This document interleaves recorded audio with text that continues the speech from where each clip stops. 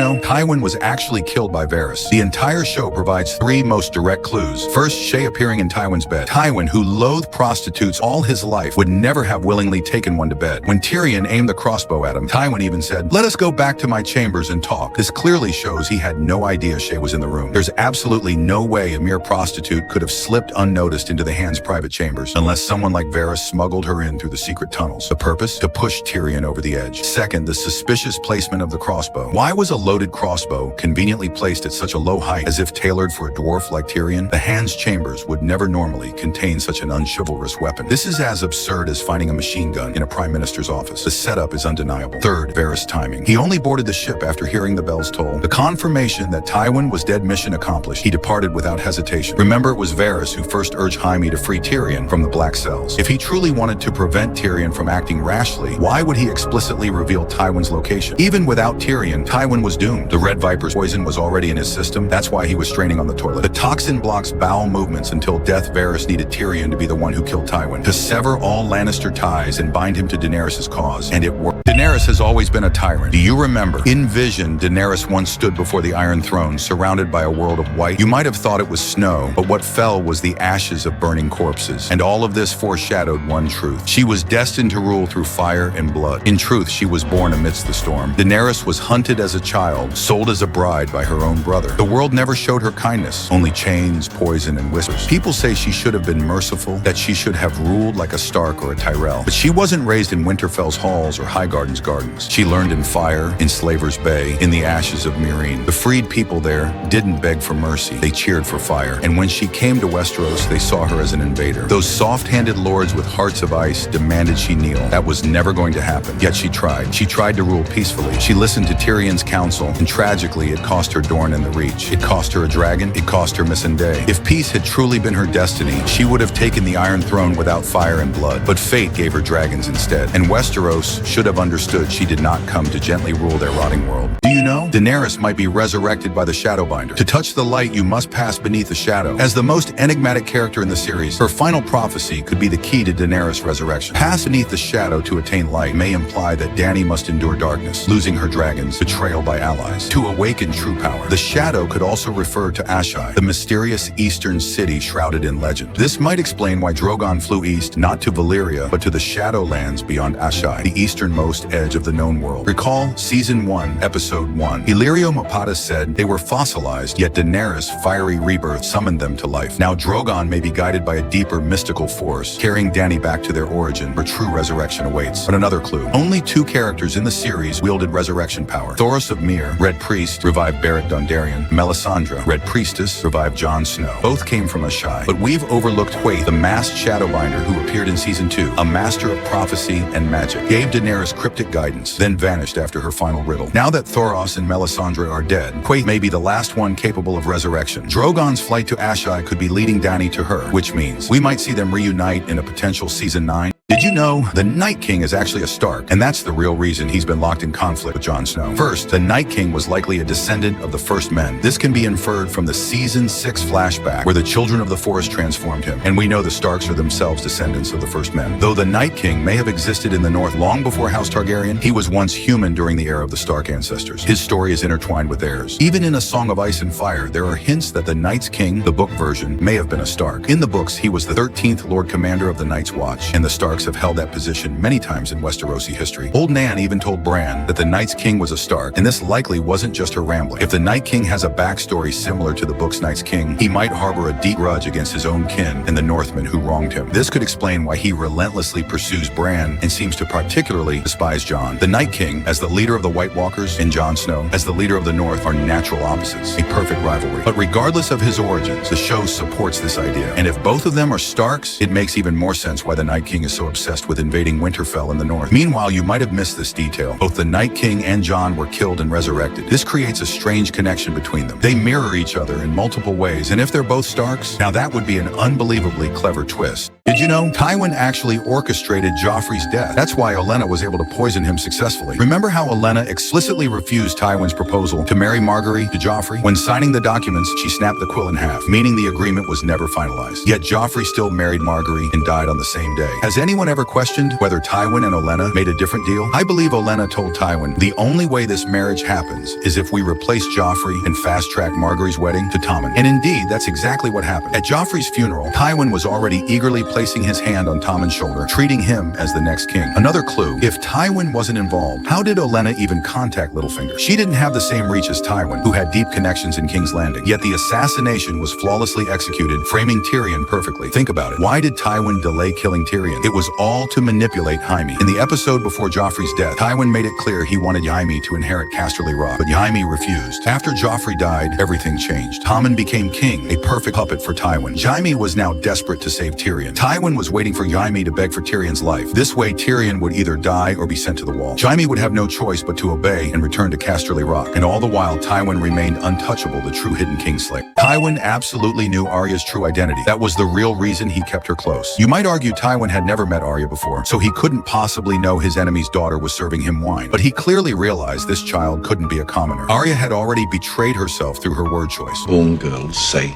"My lord, if you're going to pose as a commoner, you should do it properly." When Arya lied about her mother serving Lady Dustin, And what do they say of Robb Stark in the north? Tywin countered directly, the Dustins owe allegiance to the Starks, do they not? This line carried a veiled threat, deliberately steering the conversation toward House Stark. If he didn't know Arya's identity, why would he ask this? Moreover, Arya's lies were too clumsy. Claiming to be a stonemason's daughter, He's a well-read stonemason. yet demonstrating knowledge of noble heraldry, literacy, and military tactics, all utterly suspicious. When she poured wine for Littlefinger, her evasiveness and his reaction clearly signaled to Tywin, this girl was no ordinary servant. By Tywin's nature, he should have thoroughly investigated this suspicious northern girl. Yet he chose to let it slide, even intentionally revealing his next strategic moves to her. Consider this carefully. Why would Tywin discuss the Stark war efforts with a cupbearer, repeatedly leaking military intelligence? If Tywin knew Arya's identity, everything makes perfect sense. Keeping Arya as a potential hostage would benefit both Cersei and House Lannister. As Tywin himself declared, a wise man never speaks all the secrets he knows. This may be the true reason he remained silent about Arya's identity. The Night King is the true victor. Bran had long been under his control. This is the real reason Arya could kill the Night King. Everything was to complete this reverse invasion. Think about it. When Bran attempted to track the Night King through his visions, even though the Night King couldn't see Bran, he could sense his presence. He seized Bran within the vision and reverse invaded Bran's consciousness with his own. Then Bran woke in agony, breaking free. Perhaps it was at this moment the Night King secretly left his mark. Another suspicious detail. Even Daenerys and Jon together couldn't harm the Night King. Could Arya truly have killed him so easily? The only logical explanation is this too was part of the Night King's plan. Because his consciousness had already infiltrated Bran's body. He had intended to find Bran and merge with him. Unexpectedly, Arya struck down his physical form. So the Night King adapted, destroying his own body as a feint. But his consciousness fully awakened inside Bran. This is also the real reason he asked about Drogon's whereabouts in the end. Because the Night King knew the only remaining threat to him was Drogon, the dragon who flew away with Daenerys' body. One more bone-chilling detail. The moment Bran was crowned king, he who had shown no expression for so long suddenly smiled, eerie, knowing smile, as if all of this had been his design. If we follow this theory, then in the end, the Night King still won. Using a human body, he now rules over humanity.